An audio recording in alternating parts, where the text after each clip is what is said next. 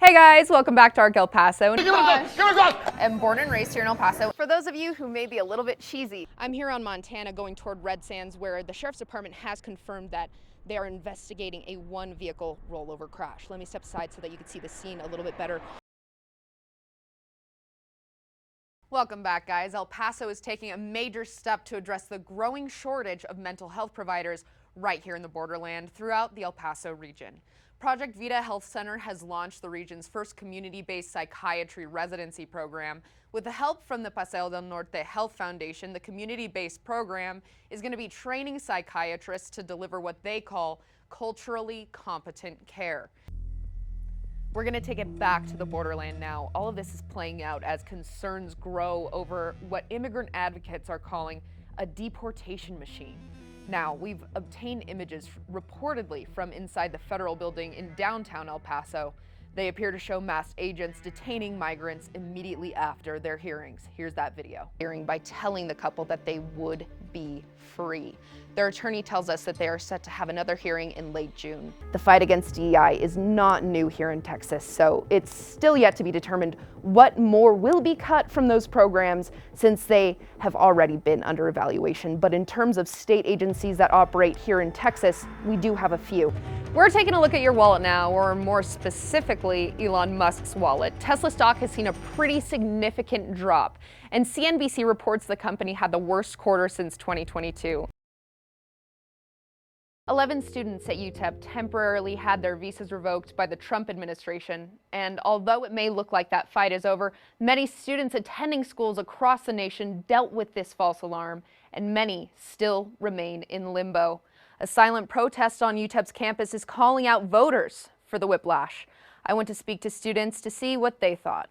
A local organization, Las Cruces for Palestine, is calling on the community to call their representative. This after felony charges were brought up on Michael Garcia, one protester that was there on the May 9th, 2024 sit-in at Hadley Hall on NMSU's campus. I spoke with the DA about why his office brought this back to the courtroom and what people should do if they're thinking to go out and protest. Hey guys, I'm Bella with El Paso, and I'm here with Richard Reyes. He is the director of the Crisis Center over at Emergence Health Network. So we're going to be talking a little bit about what it looks like to be in crisis. What are some signs that a mental health crisis is occurring? Opiate use disorder is difficult to overcome, and some El Pasoans are very limited in their treatment options. I spoke to local addiction treatment partners to see why not everyone has access to potentially life-saving treatments. House, I had a car, I had dogs, I had a husband, I had a yard, I was in the suburbs. Addiction doesn't discriminate. Meet Colette. She worked for the Department of Health and Human Services, helping people with disabilities until she moved here to help her mom. She became disabled. She's overweight and she has a busted knee and busted hips. And my dad died. She says she had never used hard drugs before. Then the unthinkable happened. I developed schizophrenia. My mom decided that she couldn't help me because she was supposed to help herself with her disability. So I became homeless. She says she started to use anything she could to self-medicate. And I just tried to mind my business and live and survive and do what I was doing, but it was extremely hard. Extremely hard. Colette is now in a medically assisted treatment program at the Recovery Alliance, or Casa Vida. As the years go on and you pick up what you're doing in NA and AA, as you get better in it, as your recovery gets better, you start to realize that it's all the disease of addiction. She takes a monthly shot of Vivitrol to curb her addiction. I spoke to Vivitrol providers about the drug. They say it's a long-lasting opiate antagonist, meaning when someone prescribed the shot uses an opioid, it won't get them high. The shot lasts about a month and then is re-injected, which providers say gives the brain a break from drugs. Colette says not having to worry about taking medication every day is a relief. Being on one med every day to take every day and to walk around with you and to find a clinic and to get a prescription is so hard. Manufacturers of Vivitrol say there are a few things that set the treatment apart from other medically assisted treatments like methadone and Suboxone. It blocks all opiate receptors, and the long-lasting effects keep people off the drugs for an extended amount of time. And the user cannot get high while on Vivitrol at all. However, many El Pasoans stop at the price tag. What we see is when it gets to our communities, places like El Paso, people don't have the means to purchase a medication like that. Everything begins and ends at the Kentucky Club. I read it in high school in a creative writing class. Like, I just picked it up off the shelf, and I talk about that book of short stories so much. It's so sad. Yeah. That was an interesting period in my life when I wrote that. I find it painful to write, Yeah.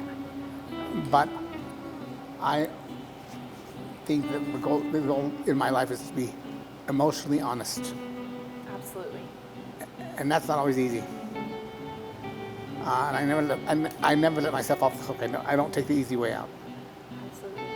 And the transitioning into visual art, does that come from that same pain, that same feeling?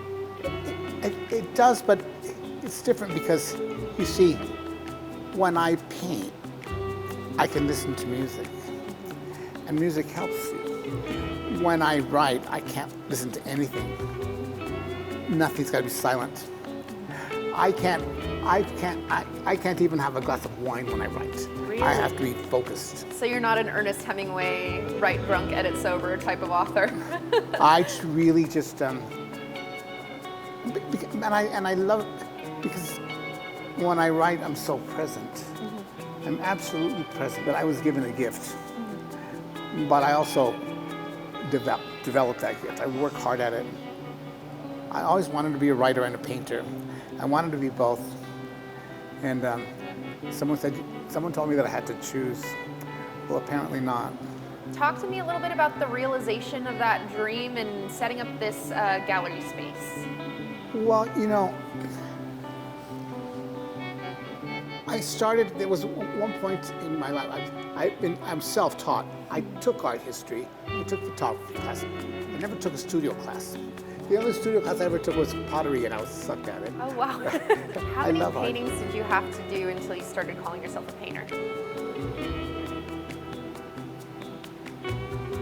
I don't know, I probably had done more than 100. But we're hard on ourselves in a terrible way. We often don't like ourselves. So that's no good. I hated myself for a long time. I was abused as a boy, and really affected the way I saw myself. And I really, for the longest time, hated myself.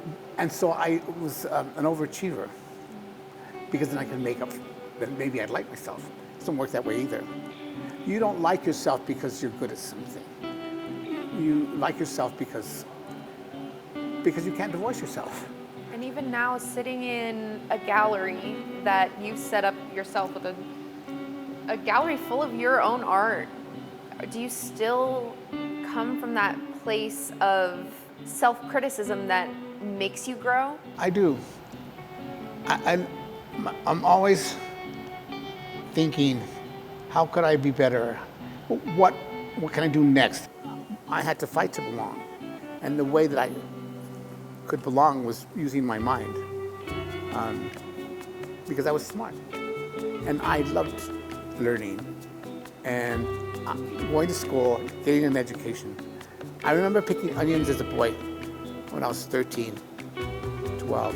And I remember thinking, just you come home and you reek of onions and you sweat and you're sunburned and your back hurts. And I said to myself, I'm going to college. I'm not going to live like this.